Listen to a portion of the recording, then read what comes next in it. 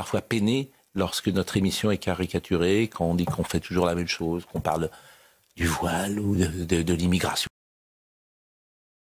Ah Pascal, il nous avait manqué. Ah bon? Parce qu'en 2024, selon l'INA, le mot immigration a été prononcé plus de 19 000 fois sur CNews, soit 52 fois par jour. Alors la caricature...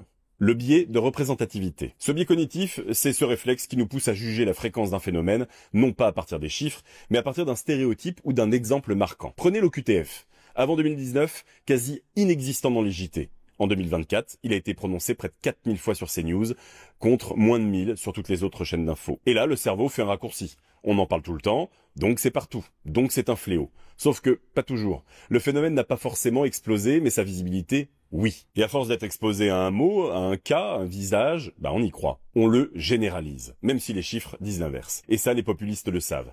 Ils ne balancent pas des chiffres, ils racontent une histoire avec un visage, un prénom, une émotion, et la peur fait le reste. Alors forcément, les raccourcis ne tardent pas. Immigration égale violence, chômage, assistanat, politique, tous des magouilleurs, riches, des cyniques, et les banlieues, c'est le danger. Ce n'est pas parce qu'on voit souvent une image qu'elle représente la réalité. La télé, elle ne montre pas ce qui est fréquent. Elle montre ce qui fait réagir. Alors la prochaine fois que vous entendrez « c'est vrai, je l'ai vu à la télé », rappelez-vous, c'est pas parce que c'est visible que c'est représentatif.